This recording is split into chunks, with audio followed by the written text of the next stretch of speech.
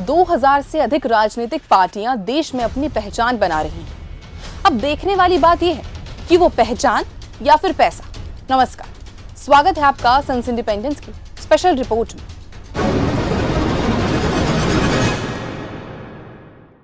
इस वीडियो का पार्ट 1 भी है। अगर आपने पार्ट 1 नहीं देखा है तो कृपया हमारे चैनल पर जाएं। सजेशंस में लिंक मेंशन्ड है। अधिक जानकारी के लिए कृपया पार्ट 1 देखें। राजनीतिक दलों के चंदे को लेकर शुरू से उंगली उठाई जाती रही है। पूर्व मुख्य चुनाव आयुक्त SY कुरैशी ने तो यहां तक कहा था कि कई राजनीतिक दल मनी लॉन्ड्रिंग की फैक्ट्री बन गए हैं। राजनीतिक दलों के पास 80% पैसा कहां से आता है, ये किसी को पता नहीं।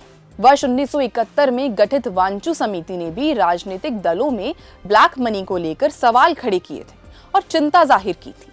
किसी भी राजनीतिक दल को इनकम टैक्स में छूट का लाभ लेने के लिए भारतीय लोक प्रतिनिधित्व अधिनियम की धारा 29A के तहत रजिस्टर्ड होना जरूरी होता है। कमाल की बात यह है कि देश में रजिस्टर्ड अधिकांश राजनीतिक दलों ने चुनाव ही नहीं लड़े, लेकिन वो सब सुविधाओं का लाभ ले रहे हैं।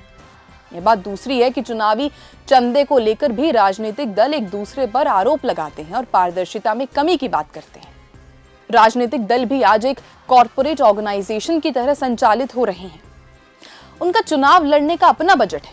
यही खर्च जब कोई कंपनी या व्यक्ति करता है तो उससे इनकम टैक्स की वसूली कर ली जाती है। क्या यह समय की मांग नहीं है कि राजनीतिक दलों को भी टैक्स के दायरे में लाया जाए? उनका भी देश के विकास में एक टैक्स पेयर की तरह योगदान हो।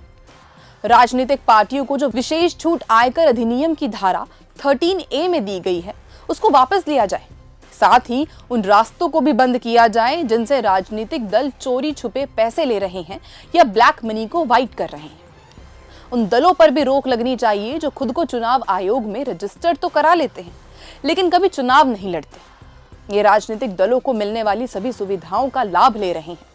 ये स्थिति बदलनी ही होगी। इसी तरह की जानकारी के लिए जुड़े रहें सन्स इंडिपेंडेंस के साथ। धन्यवाद।